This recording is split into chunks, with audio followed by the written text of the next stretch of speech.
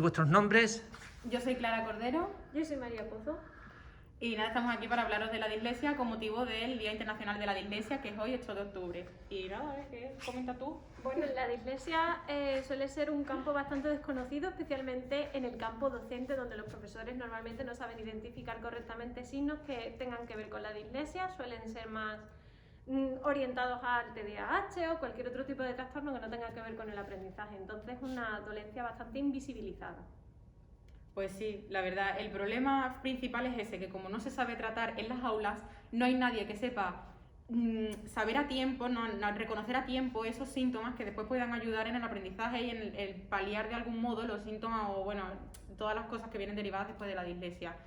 Entonces, ¿cuál es la mejor forma de saber reconocerlo? Pues para empezar, conocer en sí qué es la dislexia. La dislexia es un trastorno del aprendizaje que se centra principalmente en el lenguaje, siempre en la forma de cómo tenemos de entender un idioma, ya sea primera o segunda lengua, y cómo tenemos la forma de expresarlo, y que radica en el cerebro. O sea, básicamente el problema es todo en el cerebro. No se puede evitar, es hereditario, y la única forma es, una vez aparezca el primer síntoma, que suele ser a la hora de aprender a hablar, a lo mejor balbucear más de la cuenta, no saber leer correctamente a pesar de conocer todas las letras y todas las sílabas, pues ahí empezar a aplicar un poquito más de ciertos ejercicios para saber si realmente tiene dislexia y qué hacer en caso de que lo tenga. Eso es. Existen dos tipos de dislexia principalmente, una que se centra en la disfunción en el plano fonológico y otra en el plano morfológico. En el caso del plano fonológico lo tenemos más fácil porque desde pequeñitos, cuando ya adquirimos la primera lengua, se puede ver que el niño tiene ciertas disfunciones a la hora de hablar de ciertas cosas.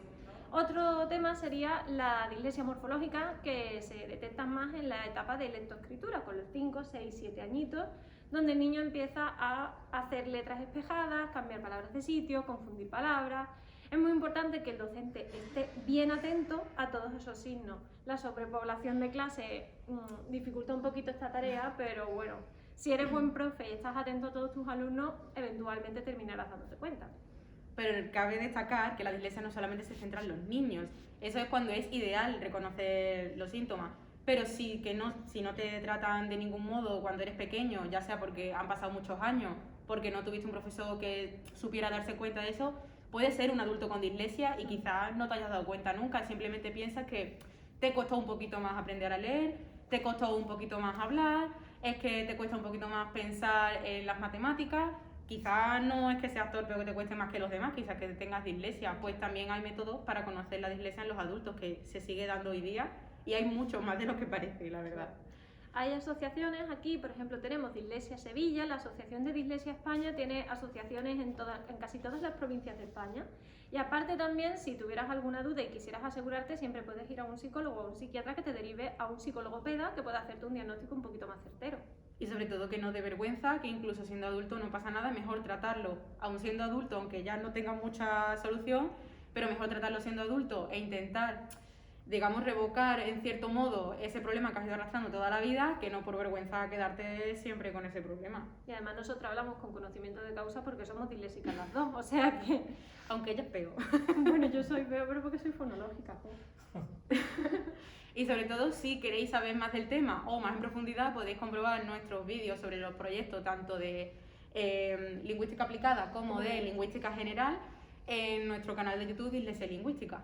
Además, ahí tenéis otros materiales que no tienen que ver necesariamente con nuestros trabajos, sobre cosas que hemos hecho con Juan Pablo. Por ejemplo, tenemos allí el vídeo del MUAC, que participamos en mayo de 2020, y también tenemos otros vídeos, como por ejemplo un vídeo muy explicativo del proyecto ECO, que Juan Pablo me pidió que hiciera para él, y allí lo tenéis a vuestra disposición para enteraros un poquito mejor de cómo va a ir el curso y qué es lo que se espera de vuestros trabajos. Sobre todo mucha participación en equipo y mucha participación activa en clase, y con eso ya prácticamente lo tenéis todo hecho. La verdad, nosotras especialmente, es verdad que nosotras nos levantábamos y nos acostábamos pensando en la dislexia, era todo el día liadas con eso, pero al final una vez recompensada sus frutos, porque la verdad es que merece la pena dedicarle el tiempo que requiere, pero es mucho, sí, mucho más del que parece. Este tipo de proyectos enriquece muchísimo tu experiencia universitaria, además.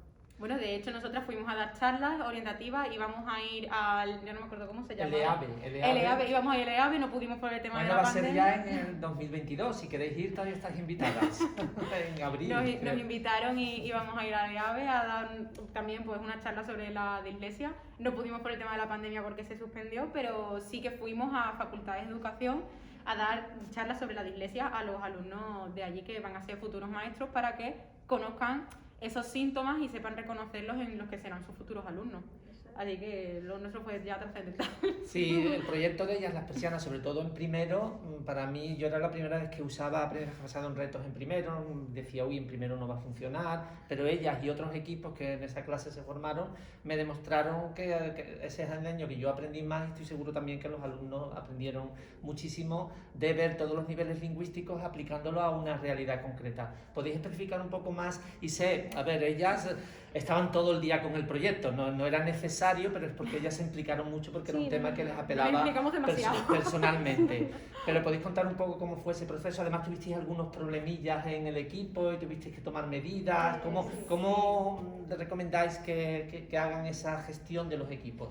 Que también tengan en cuenta las necesidades de cada persona, ¿no? Porque también pueden tener en sus grupos personas con dislexia o con algún tipo de necesidad especial y que tengan que acomodarlas de alguna manera, ¿no? A ver, nuestro principal problema era que Juan Pablo siempre pide que haya españoles y extranjeros, claro, Erasmus, para poder aprender unos de otros con respecto a las lenguas, las diferencias entre las lenguas maternas y el aprendizaje que se da en unos y otros países. Entonces en nuestro grupo cayó un chico, pero por lo que sea pues no cuajó, no le pareció bien y decidió, digamos, borrarse del mapa en el sentido de estaba dentro, pero no hacía nada ni cumplía las exigencias que nosotros pedíamos en el grupo. Así que al final terminamos por hablar con Juan Pablo, nos dio el visto bueno y decidimos decirle al chaval que tuviera que buscarse otro grupo para intentar nosotros tratar lo mejor posible nuestro. Entonces es verdad que en nuestro equipo de primero fuimos todas españolas, además éramos 5 chicas, las 5 españolas, y en ese sentido quizás facilitó mucho el tema. ¿Qué pasó en la asignatura de lingüística aplicada? Que ya sí que éramos 2 Erasmus, era un chico alemán y una chica belga. Luca y Angelina. Efectivamente, y entonces ahí ya sí que se notó el aprendizaje, digamos, con otras personas de países extranjeros, pero también aprendimos un montón y aunque no fue tan bien o tan novedoso como el primer curso, porque sí que nosotros continuamos con el mismo tema, pero alargándolo un poco. Y adaptándolo a la enseñanza de lenguas. Claro, adaptándolo a la enseñanza de segundas lenguas, sí que aprendimos un montón, tanto en un curso como en otro. Pero esos fueron nuestros problemas, básicamente. Los 2 consejos que yo os daría sería aseguraros de que el Erasmus que cogéis, porque lo vaya con ustedes, él no se va a presentar voluntario, de verdad entienda de qué va a ser vuestro trabajo y le guste, porque si no, no va a trabajar nada. Daros cuenta de que venir de Erasmus está aquí 4 meses y luego irse. Aseguraros de que el Erasmus se compromete con el equipo. Y tampoco hagáis grupos por amistades. Haced grupos con gente a la que le interese vuestro trabajo y trabajen bien. Porque nos pasó que tuvimos una chica, Mara, que al final, por H o por B, porque no hizo nada, porque Mara no trabajaba, porque Mara estaba allí porque necesitaba un grupo. Entonces al final también tuvimos que hablar con ella y le dijimos, escúchame, te pones las pilas o sales del grupo. No tengáis tampoco miedo de preguntarle a Juan Pablo qué tenéis que hacer en caso de que haya un miembro que no trabaje, porque Juan Pablo os orientará y os ayudará en lo posible.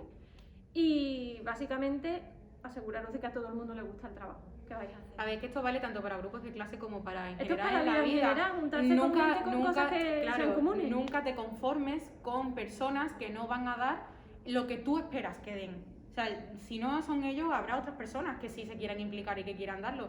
El caso es que tú siempre estés conforme respecto a las exigencias que tú mismo te pones, para ti o para tu trabajo, porque al final te afecta a tu nota y a tu vida. Ahora es una nota de una asignatura, pero en el futuro será un trabajo. Claro, básicamente las amistades no dan matrículas de honor. Bueno, en nuestro caso, el primero sí que terminamos las 5 siendo muy amigas, pero, sí, pero porque estábamos todo el día con eso. Claro, eso fue a posteriori. Así que nada, ese es básicamente el consejo y eso sería todo. Y que os vaya muy bien. Este cuatrimestre van a trabajar con alumnado de psicología, de educación, de informática. ¿Qué consejo le dais con respecto a esa colaboración con alumnado de otras facultades?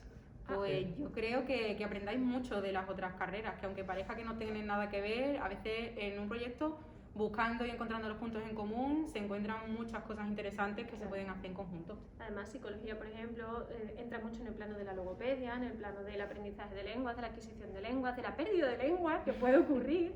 En el caso de educación también os recomendaría que os centrarais sobre todo en asignaturas de lengua, tipo didáctica de la lengua, que es una asignatura... Sí, bueno, ya están dentro de un proyecto de innovación docente, Claro. entonces los alumnos vienen desde distintas asignaturas que ya están marcadas, ya ahora estamos ofertando. Recuerdo, Clara, que tú incluso fuiste a Ávila, yo eso que Sí. mandaba en mis correos, no sé, lo vais a ver que yo mando congreso no sé dónde, pues ella se fue a un congreso sobre dislexia en Ávila, nada menos, Sí, cuéntanos es que esa cuando experiencia. digo que nos implicamos mucho, nos implicamos hasta el fondo. Pero sí, uno de esos proyectos que dice Juan Pablo, por si acaso aparece algo, van a hablar de la iglesia, tal. Y yo dije, me voy y al día siguiente estaba cogiendo... ¿Y qué tal fue esa el experiencia tren. de un congreso profesional? Era un asistir congreso a- profesional dedicado, iba dirigido a profesores y a docentes, precisamente un poco por el ámbito de la enseñanza, tanto en un trastorno como la dislexia, como para alumnos de altas capacidades, todo tipo de alumnos con facultades especiales, ya sea por un motivo o por otro, que le ayudarán a los profesores a reconocer cómo, digamos, qué es lo que tenían esos alumnos y qué necesidades especiales necesitaban para seguir aprendiendo de una forma eficiente en su caso.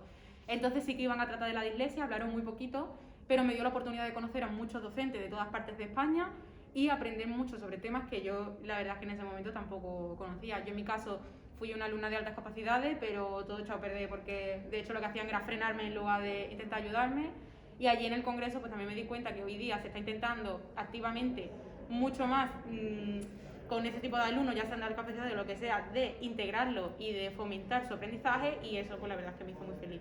Así que yo creo que me enriqueció muchísimo y ojalá hubieran ido mis compañeras, pero fui yo sola, un poco en representación. Bueno, espero que podáis ir al EAVE, que será en Sanlúcar de Barrameda en abril de 2022, que eso es un evento también especial con muy buenas vibraciones. Y como... Espérate, te iba a preguntar algo, pero ya se me ha ido de la mente. De esa participación en los demás eventos como el MUAC, los Eco Show Us, que también tú me hiciste de cámara, varias veces incluso hiciste bíblico. ¿Qué tipo de recomendación le dais de asistir? Y porque sí, lo que iba a comentar con respecto a los congresos, que hoy día casi todos los congresos, muchos de ellos son virtuales y permite asistencia virtual, Claro, con lo cual no te tienes que ya no desplazar. tengo- No es lo mismo. Ya no tengo que coger un pero- tren de 3 horas.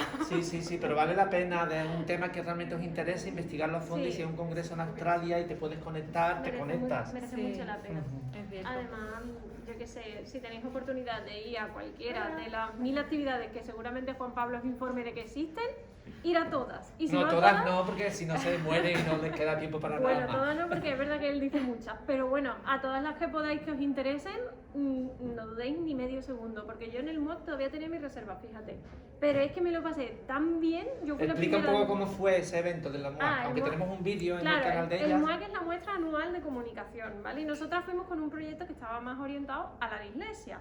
Y como había muchos grupos de colegios que venían con sus respectivos profes y la mayoría de las actividades estaban orientadas a los niños, pues nosotras decidimos también preguntarle a los profes sobre la dislexia. Y las respuestas fueron catastróficas. La No, gran lo mayoría de los siguiente. profesores, y pues no exageraba, pueden ser que de Todos. cada 10 profesores, 9 no tenían ni idea de lo que era la dislexia, no sabían cómo afrontarla, no sabían cómo reconocerla, no tenían ni idea siquiera de si los niños, y la respuesta favorita era, no sé, yo si veo que tiene un problema lo mando a orientación. Sí, A ver, es que tú eres el profesor, tú eres el docente, Claro. tú eres el que tiene que saber el aprendizaje del niño y lo que es mejor para él. Un orientador te puede ayudar en cierto modo, pero tú eres el último responsable del aprendizaje de ese niño en ese aula. Entonces sí que dimos también pautas orientativas para los profesores para que supieran a partir de ese momento, aunque fuera en cierto modo pequeñas dosis, porque tampoco podíamos explayarnos mucho, sí que aprendieran lo máximo posible para que les ayudara en sus clases. Sí, de esa asistencia a la MUAC, os entrevistaron también para la radio, salió en un Sí, programa de Sí, Radio en la Radio Nacional. Nacional Española. Sí. Ujú. Bueno, iban entrevistando a todo el mundo y nosotros pues aprovechamos también para hablar Sí. de ese tema de la Pero dislexia luego en y el de la programa Pero en el programa- cogieron un buen rato con sí, vosotras. nos presentaron y además nos pusieron íntegra. Que yo me lo Sí. descargué para que mi madre lo escuchara. Aunque si lo quiere escuchar prácticamente habla todo el rato ella. Sí, porque Para variar. estaba yo allí.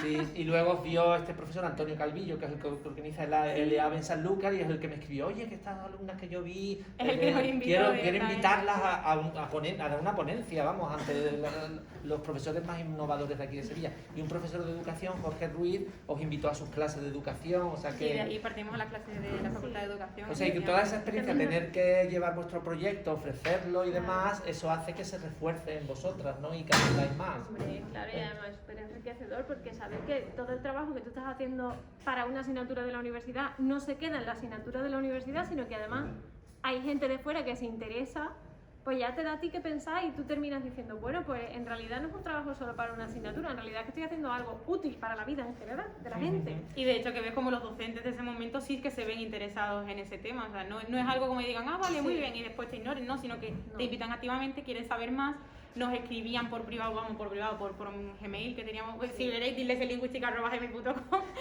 tenemos todavía está activo. Sí, nos recibíamos muchísimos emails preguntando, queriendo informarse, que les pasáramos todas las fuentes que tuviéramos con las asociaciones, y la verdad es que fue, yo creo que a gran escala, yo creo que nunca en mi vida he tenido tanto contacto como entonces. Cuando un profesional ya formado se interesa por un trabajo que tú como estudiante estás haciendo, es que estás haciendo algo muy bien. O sea, que ya sabéis, aplicarse. Yo aprendí mucho con vosotras, de hecho. Bueno, ahora tenemos aquí a Cristina Morilla, que está formando un equipo y Hola, viene Cristina tratada la Morilla. dislexia. Lo van a tratar así, primero lo van a investigar, porque eso es lo que tenéis que hacer todos los equipos, ¿no? Investigar vuestro tema a fondo, y luego, como queremos hacerla, si consiguen a alguien de otra facultad, queremos que tenga una patita africana. Y entonces en África, ¿sabéis algo de dislexia en África? ¿Vosotros leéis algo? Pues... Van a tener que investigar a fondo. No especialmente, pero mi recomendación es habla con Antonio Benítez Burraco, que sabe mucho. Benítez Burraco sabe mucho, pero aparte también hay que tener en cuenta de que en África la mayoría de las personas son, vamos a llamarlas iletradas, porque a lo mejor no tienen un sistema de escritura establecido. La gran pregunta es, si no escribes, ¿existe la dislexia de verdad? Sobre eso tenemos un debate, podéis verlo en nuestro Sobre canal de eso YouTube. un debate. Hubo un debate en la de una horita y asignatura, pico, ¿vale? sí, está muy interesante, pero podéis partir de esa base. ¿Cómo se comporta la gente disléxica que realmente, efectivamente, no escribe? Bueno, Como O en el simplemente caso de se comunica África. lo mínimo posible o no participa activamente tanto en la academia, ¿sabes? Lo que O el también, estudio académico. o aprovecha también que hemos dado lenguas del mundo y busca las lenguas africanas que te interesen, que tengan un mayor índice de dislexia y a ver qué correlación hay entre la dislexia y que la lengua sea más o menos evolucionada. Hay un montón de ramas por donde puedes tirar. Muy bien, pues muchísimas gracias por venir. Se tiene que ir a clase, por eso hemos empezado a las 8 la grabación. Y si necesitáis, aquí tenéis 2 expertas para vuestro proyecto, ¿vale? Que Te la tenéis. preguntáis el correo y... Bueno, Claro, pero María Villaga ahora mismo está un poco en Canarias, un poco. Bueno, Está en estaba en Chiclana, Chiclana, sí. Ah, se fue a Canarias con Se las fue a sustituciones Canarias, Sí, esas. pero ahora está en Chiclana viviendo con el novio. Sí. Ay, María. Espérate que estamos grabando todo esto. Y lo vamos a subir a YouTube, ¿vale? Así que...